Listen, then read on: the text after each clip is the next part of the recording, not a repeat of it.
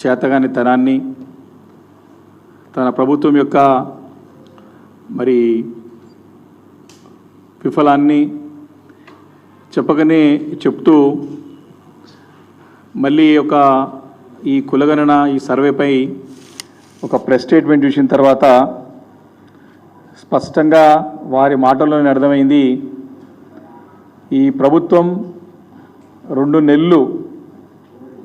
రెండు నెలలు సుమారు 200 కోట్ల రూపాయలు వెచ్చించి చేసిన సర్వే అంతా కూడా వృధా అని స్పష్టంగా వారి మాటలతోనే అర్థమైంది.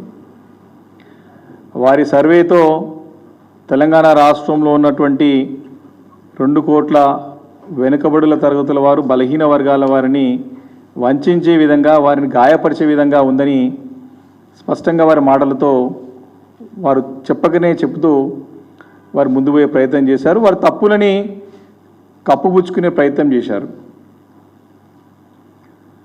ఈ సర్వే అంతా కూడా మొదటి నుంచి కూడా బీఆర్ఎస్ పార్టీ చెప్తూనే ఉన్నది. మా పార్టీ నాయకులు, నిపుణులు, సంఘాల, బీసీ సంఘాల వారు కానివ్వండి, దళిత సంఘాల వారు కానివ్వండి, అందరూ కూడా ఇది శాస్త్రీయ పద్ధతిలో చట్టపరంగా సర్వే జరగట్లేదు, దీంట్లో అన్ని లొసుగులే ఉన్నాయని చెప్పి మొదటి నుంచి చెప్తా ఉన్నా ప్రభుత్వం దీన్ని పెడిచెవిన పెట్టి ముందుకు వెళ్ళి ఏదో చేసే ప్రయత్నం చేశారు. కానీ ఈ సర్వే ఘోరంగా విఫలమైందని చెప్పి ప్రభుత్వం నిన్న ప్రకటన ద్వారా స్పష్టంగా ప్రజలందరూ కూడా తేటతెల్లమైపోయింది.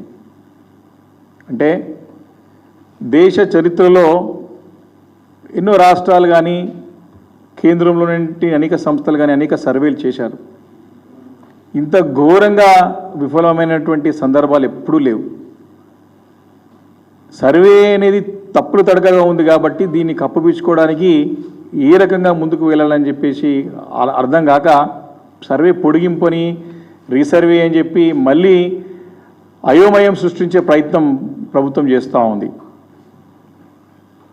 అంటే ఈ చేతగాని ప్రభుత్వం, సర్వేనే చేయడం చేతగాని ప్రభుత్వం ప్రజలకి ఏ రకంగా సరైన పరిపాలన అందిస్తుందో ఒకసారి ఆలోచన చేస్తూ ఉన్నారు ప్రజలందరూ కూడా.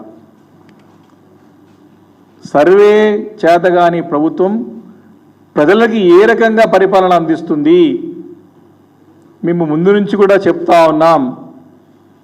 గడిచిన 14 నెలల నుండి కూడా ఈ ప్రభుత్వం ఏ నిర్ణయం తీసుకున్నా, ఏ పని చేపట్టినా అన్నీ కూడా తిరోగమనమే, అన్నీ కూడా వాళ్ళకి బూమరాంగ్ అవుతూ వస్తూ ఉన్నాయి. అందులో భాగంగా ఈ యొక్క సర్వే కూడా అదే కోవలకు వస్తూ ఉన్నది. ప్రభుత్వం ఇంత ఘోరంగా విఫలమైందంటే